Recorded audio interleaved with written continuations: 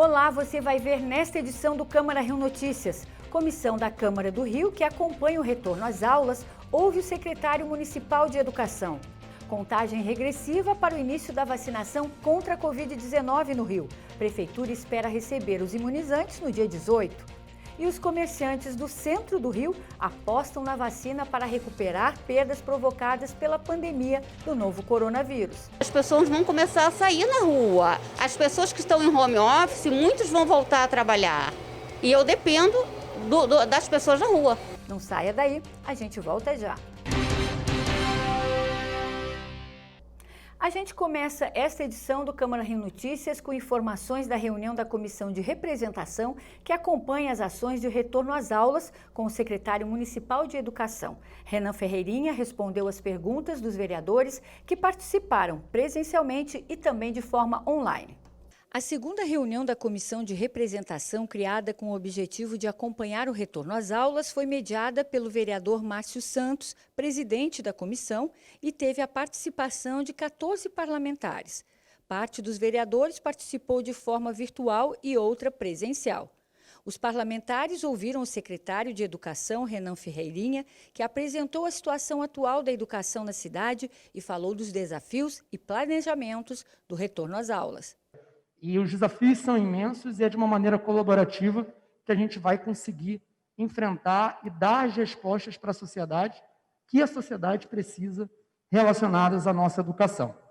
Nós recebemos um cenário de 2020 muito complicado, onde o mundo teve que enfrentar a pandemia como uma grande incógnita, e agora, em 2021, nós ainda temos a pandemia de maneira muito ativa acontecendo, esses últimos dias vem mostrando isso, mas nós também temos um conhecimento de pelo menos, coloque-se aí, vereador Pedro Duarte, de 8 a 10 meses sobre como a gente deve responder a isso, baseadas em experiências nacionais, experiências subnacionais no aspecto de estados, municípios e internacionais também.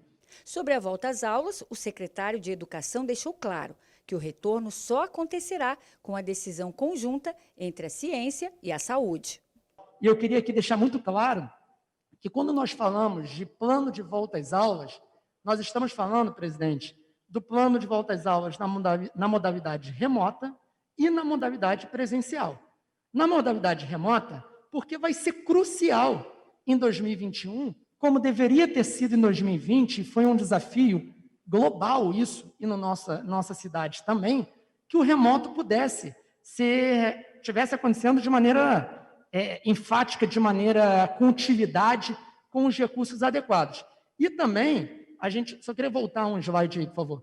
E também, porque a gente tem uma situação que o presencial, que eu vou deixar bem claro desde o começo, só vai ser decidido em conformidade com a ciência e com a saúde. Durante a reunião, o secretário municipal de Educação também respondeu às várias perguntas feitas pelos vereadores, como, por exemplo, a questão de matrículas, falta de profissionais, infraestrutura das escolas, testagem e vacinação dos profissionais da área de educação.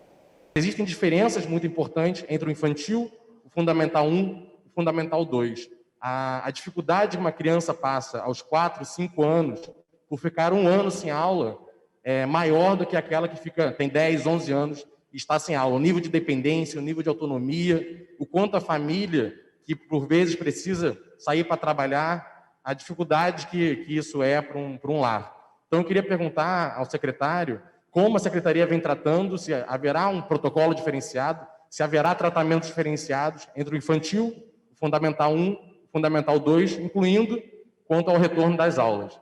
Em nome da bancada do PTB também, secretário, gostaria de passar para o senhor que somos a favor da volta gradual e presencial das aulas no município do Rio de Janeiro, claro, seguindo todos os protocolos de segurança necessários para preservar a saúde dos alunos e dos professores. Eu acho, secretário, que vocês do governo, do executivo a qual eu apoio, tem que deixar, bem claro que ou se tiver essa diferenciação, de que forma que a escola particular pode estar voltando, até mesmo como a Marcela Ará falou, presencialmente, aos poucos, ou se não, mas de uma forma objetiva. O que vai acontecer aqui ano que vem é que mais de 50% das escolas particulares vão estar fechadas. E o poder público não vai acolher essas crianças que vão ficar sem educação. E quando acolher, vai faltar mais recurso ainda, como o secretário colocou. Não vai ter pagamento, não vai ter merenda, e a gente vai ter uma legião de professores desempregados. Como um vereador de oposição que fui nos últimos 4 anos e de oposição que serei ao longo desses 4 anos, mas não deixarei de dizer que é um alento, né, ouvir o secretário falar em planejamento, em diagnóstico e em falar algo que a gente passou o ano passado inteiro dizendo. O como é muito mais importante, mas muito mais importante do que o quando. O quando tem que estar subordinado ao como. Porque não se trata apenas, e que bom, né, me parece que o senhor compreende isso, de elaborar um protocolo sanitário. Se trata de saber se o protocolo sanitário é aplicado na realidade objetiva das escolas do município do Rio de Janeiro, sejam elas públicas ou sejam elas privadas. O cenário, segunda onda dessa doença nova, que ninguém pode fazer afirmação definitiva. A ciência, apesar do negacionismo tão forte no Brasil, ela está avançando no mundo inteiro numa batalha bonita contra esse vírus maldito e as suas reproduções, novas cepas. Portanto, o quadro, infelizmente, é terrível. É como em março do ano passado. Os profissionais de educação, para falar da nossa área, eles não serão prioridade da vacinação, por várias razões. Portanto, eu, infelizmente, estou um pouco cético com essa vacinação, com seu planejamento, com a sua distribuição, com a sua equidade, com a sua eficiência da vacinação, não das vacinas. Nós vimos uma pesquisa da Universidade de Granada que diz que 20 crianças numa sala geram 808 contatos cruzados em 2 dias. Portanto, é uma dimensão de aglomeração inevitável. Como enfrentar isso? Gostei muito, Ferreirinha, quando você disse que aulas presenciais sempre só como e quando a ciência determinar. Nós, professores, nós queremos trabalhar. Nenhum professor está fugindo da escola.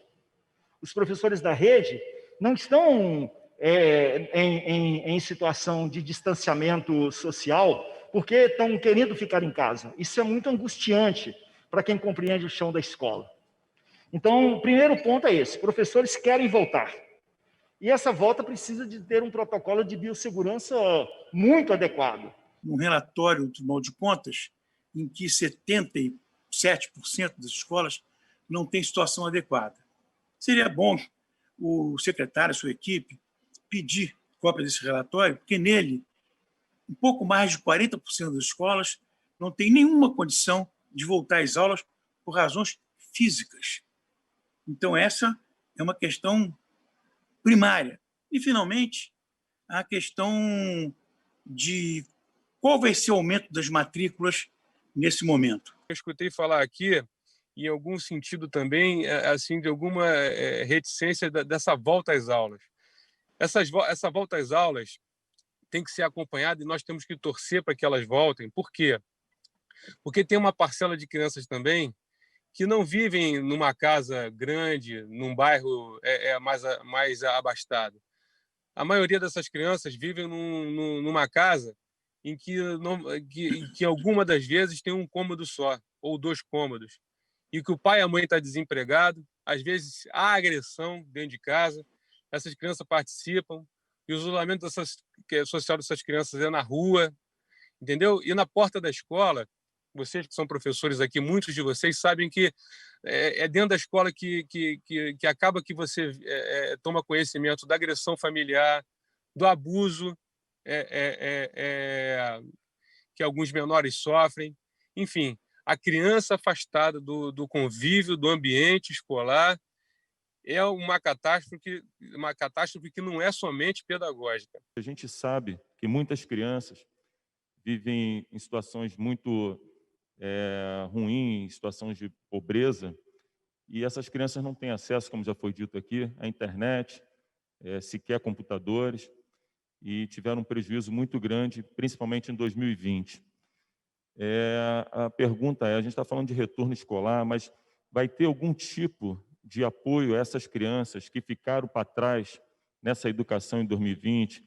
No final, o presidente da comissão e o secretário de Educação fizeram um balanço da reunião. A reunião foi muito importante, o Poder Legislativo fazendo sua parte de promover o debate, de garantir que a população seja representada, e junto com o Poder Executivo, que promove e implementa as políticas públicas num tema tão sensível e prioritário para a gente, que é a educação. Nós temos um desafio imenso em 2021, que é garantir um processo de aprendizagem digno para os nossos estudantes, que é garantir condições de trabalho adequadas para os nossos profissionais e que a gente possa fazer tudo em conformidade com a ciência, com a saúde. Nós estamos trabalhando de maneira muito integrada com a Secretaria Municipal de Saúde, com o Comitê de Especialistas de Enfrentamento ao Covid-19, que irá validar o nosso processo de planejamento. Nós estamos discutindo agora o como o retorno deve acontecer, tanto de forma remota, tanto de maneira presencial, quando for possível.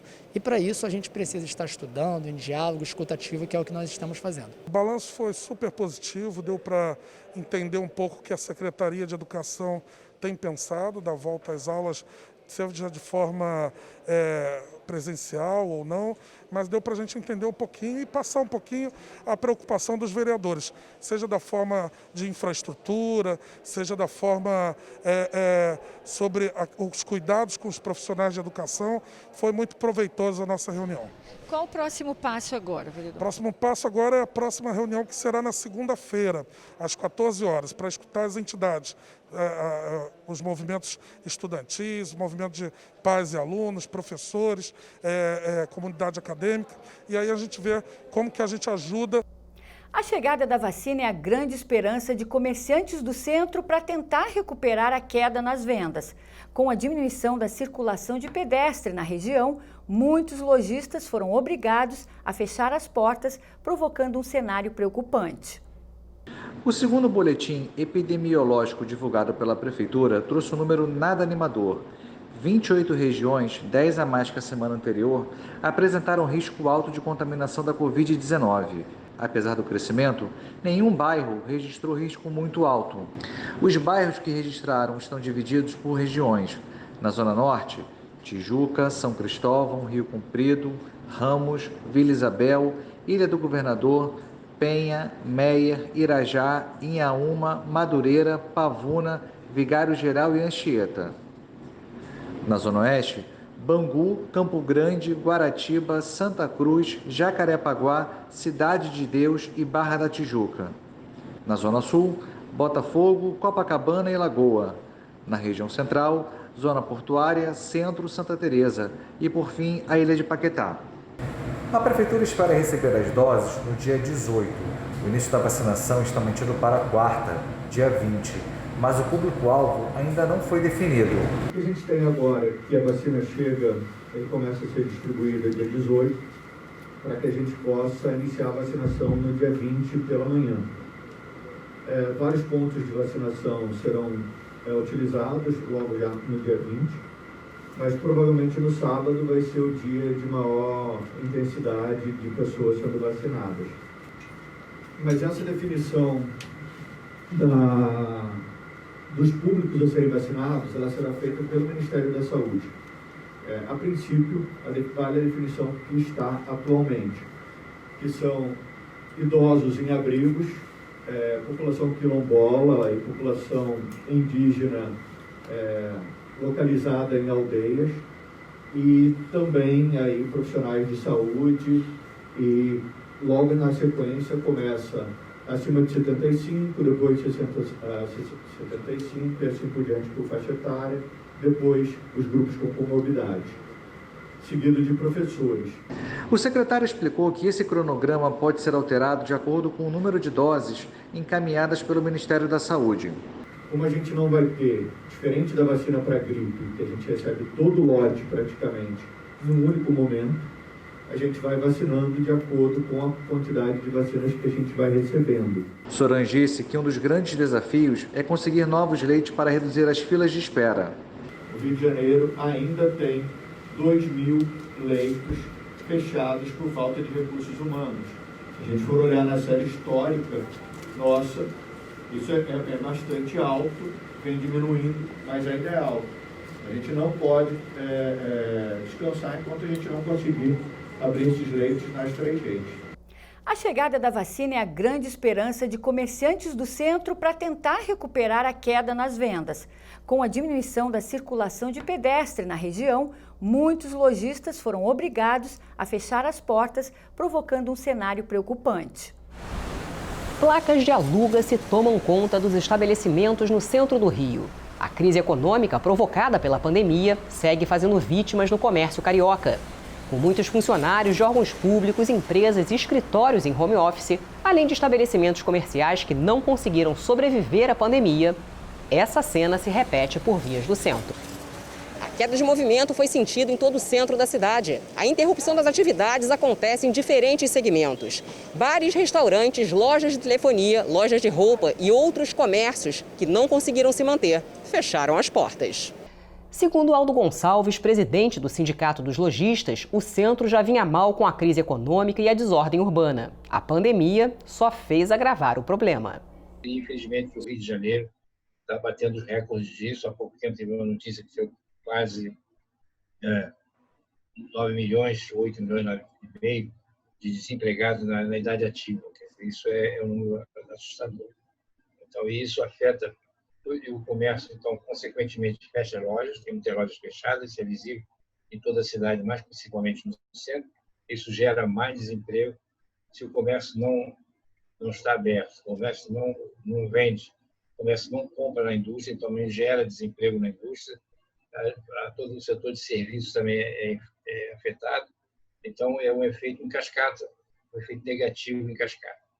Ana Paula é gerente nessa loja há 10 anos. Vende roupas, bolsas e acessórios e está numa ginástica para conseguir vender. Nem mesmo as promoções têm atraído a clientela para as compras. Durante esse período de pandemia, nós temos a dificuldade porque o cliente não está vindo ao centro, né? Apesar da Zipper ter uma clientela fiel, a gente está criando várias estratégias, né? Mas assim, mesmo assim, o fluxo diminuiu muito devido à pandemia. A Covid-19 afetou o comércio do centro do Rio e a movimentação esperada de fim de ano não aconteceu. Agora, os comerciantes tentam administrar as perdas para retomar os negócios. De acordo com eles, a venda online ajudou alguns lojistas. Vendas online foi o que realmente deu um suporte um pouco para a empresa. Foi o que deu uma segurada no equilíbrio financeiro da empresa e também dos funcionários. Mas também teve uma queda também de demissão muito massa dos funcionários da empresa. A venda online é uma opção, tá? Mas existe também a dificuldade porque o produto, né? As mulheres gostam de experimentar, mas mesmo assim a gente está conseguindo efetuar essas vendas. Uma saída importante para sustentar muitos comerciantes será esse ano um modelo híbrido de negócios. O futuro tende para um multicanais de venda, ou seja, todos os canais de venda, ou seja, venda pelo celular, venda pelo computador, venda presencial. Então, essa vai ser um sistema híbrido, né? E os canais, que é importante, os diferentes canais de venda interagindo entre si. Ou seja, venda pelo computador, venda pelo celular e venda presencial na loja. Com a expectativa da vacina ainda para o primeiro semestre, há otimismo. A vacina vai fazer a vida começar a voltar a acontecer. Eu não falo voltar ao que era antes, porque eu acho que o que era antes a gente não volta mais. Acho que o Covid, ele trouxe uma nova forma de viver, de olhar a vida, de se cuidar. E eu acho que igual ninguém fica mais. Mas eu acho que a vacina vai trazer um respiro e vai fazer com que a gente reaprenda a viver depois de tudo isso. As pessoas vão começar a sair na rua. As pessoas que estão em home office, muitos vão voltar a trabalhar.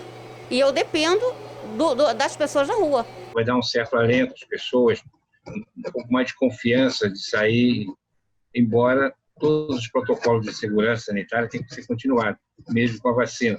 A questão do uso de máscara, a questão de higienização das mãos, a questão também evitar aglomerações e continuar com o isolamento social. Tudo isso tem que continuar, mas a existência da vacina vai dar uma expectativa de maior segurança para as pessoas. E você vai ver no próximo bloco, o cardeal arcebispo do Rio fala das comemorações do dia de São Sebastião em tempos de pandemia. No dia 17 de janeiro é comemorado o Dia dos Tribunais de Contas do Brasil. Essas instituições têm como um dos principais objetivos a fiscalização financeira e orçamentária da administração pública. Em dezembro de 2020, Thierry Montebello foi reeleito presidente do Tribunal de Contas do município do Rio de Janeiro. 17 de janeiro é celebrado o Dia Nacional dos Tribunais de Contas no Brasil. A data marca a instalação do Tribunal de Contas da União em 1893. A importância dessas instituições se dá devido à função de acompanhar as finanças do município, a melhoria da gestão pública e a defesa do interesse social. Em tempos de pandemia e crise econômica, a missão de fiscalizar os recursos públicos se prova ainda mais necessária. O presidente do Tribunal de Contas do município do Rio, Thierry Montebello, hoje nos atende para contar um pouquinho da história do Tribunal de Contas do município do Rio, que é especial. Por quê? Mariana, são duas cidades que têm tribunais de contas próprios, custeados pelo orçamento do município, não pelo dos estados. É o Tribunal de Contas do município de Janeiro, o Tribunal de Contas do município de São Paulo. Esses dois têm assento na Constituição, eles são preservados, não podem ser extintos, e há outros tribunais de municípios, mas esses municípios, eles cuidam da cidade capital e dos outros municípios que integram aquele estado. E o Tribunal de Contas do Estado cuida só das contas do Estado, do governo do Estado, Poder Judiciário, Ministério Público e Poder Legislativo. No nosso caso aqui, assemelhadamente, é Brasília, que também só cuida das contas do Legislativo e do Executivo, mas é um tribunal do Distrito Federal, que é um só. Então, o nosso tribunal faz 40 anos em 2020, e tem uma história, um processo evolutivo muito grande. Explica um pouquinho, presidente, quais são as funções do Tribunal de Contas. Bom, as funções principais são controlar as despesas públicas, as admissões, as demissões, acompanhar os processos que estão em andamento, todas as despesas que estão em andamento, acompanhar as políticas públicas, pedir, sugerir, propor e até ordenar o cumprimento da lei, sustar atos administrativos, vir a sustar até contratos administrativos, mas aí já tem um processo mais complicado, porque o processo, você tem o poder constitucional de sustação de contrato administrativo é do Poder Legislativo. Então, o Tribunal manda para o Legislativo para sustar um contrato, se o Legislativo não sustar em 90 dias, aí o Tribunal decide. E tantas outras coisas que foram avançando, controle financeiro, administrativo, orçamentário, patrimonial. E em tempos de pandemia, essa missão se torna ainda mais relevante, né, presidente? É assim no Estado e foi assim no município. Então, você tem alguns processos aqui de OS, de recursos que foram aplicados de forma inadequada, às vezes, não estou dizendo que dolosamente sempre, mas por descuido, por despreparo, às vezes também por má fé. Então, a importância que a gente saiba separar o joio do trigo. O que é feito por má fé, por dolo, por descuido ou por ignorância, né? Então, esse cuidado a gente procura ter. E sabe de uma coisa, Mariana? Aqui nós temos uma vantagem sobre uma boa parte dos outros tribunais. 90% dos servidores hoje da casa, de carreira, só de carreira, foram nomeados por mim. Em 7 então, o senhor conhece pessoalmente cada um deles, né? São altissimamente qualificados. São pessoas que vêm de diversas áreas do conhecimento, engenheiro, arquiteto, dentista, médico, professor, químico, farmacêutico, tem tudo aqui. São pessoas que se formam, dentista, eles se formam e começam a se vocacionar para o serviço público, estudam, e são brilhantes. E a gente também tem uma coisa, a gente investe muito em capacitação. Perfeito. Como você é da Câmara, e esse nosso encontro aqui, para falar para a TV Câmara, é uma coisa que eu sempre registro, até na posse do presidente da Câmara, eu fiz esse registro lá. O tribunal hoje tem uma legislação que foi toda aprovada pela Câmara. Não que eu quisesse parar por aqui, não quisesse mudar outros projetos de lei, mas todos eles, Mariana, foram aprovados por unanimidade. Nós nunca criamos um cargo em comissão aqui, só criamos assessoria de segurança, que foi exigência que fosse cargo em comissão, mas não criamos um cargo para nada aqui. Foram feitas transformações, extintos alguns cargos, porque aqui, por exemplo, o motorista ganhava uma fortuna, então extingue o cargo. Não, você aposenta, não vai ter mais motorista. Assessores ganhavam uma fortuna, datilógrafo, uma fortuna. E isso estigmatiza também, né? E aqui hoje a gente tem 3 cargos, procurador, 4, né? Procurador, conselheiro substituto, auditor e técnico controle externo. São os cargos que nós temos no Tribunal de Contas hoje. Então é fácil você administrar isso. E todo mundo muito qualificado. Então, eu estou indo embora daqui a pouquinho mais. Dia 16 de abril, eu completo 75 anos, aí eu vou tomar um rumo, vou para a praia. Entendeu?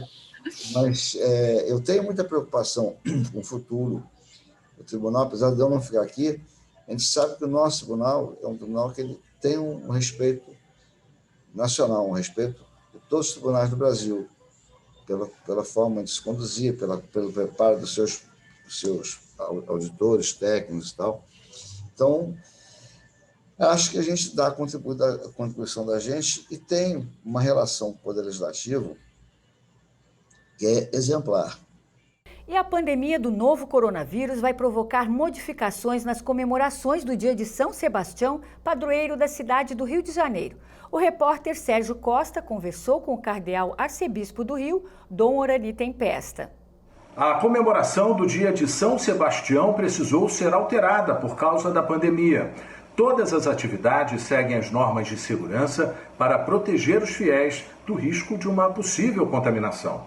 Eu converso com o cardeal arcebispo do Rio de Janeiro, Dom Orani Tempesta. Nós discutimos várias vezes como fazer esse ano, esse momento de São Sebastião. Nós tínhamos já diminuído bastante com relação à aglomeração, a não ter muitos deslocamentos, e depois de ponderar um pouco essa realidade toda, nós conservamos algumas visitas às autoridades militares, uma só, visitando todas as demais, as autoridades civis também, do Estado, da Prefeitura, e algumas outras questões culturais bastante restritas. Voto de São Sebastião por vídeo, o prêmio de São Sebastião, né, justamente bastante restrito, e as visitas às paróquias, às capelas, uma celebração única, num local, numa dos 9 vicariatos, 9 locais da nossa arquidiocese, agregando uma pessoa que representasse cada uma das capelas, das paróquias, levando depois uma bênção, a gente dá por escrito a cada uma, com bastante distanciamento, etc., de tal maneira que não ficasse nenhuma região sem ser visitada, porém sem muitas visitas e sem muita aglomeração.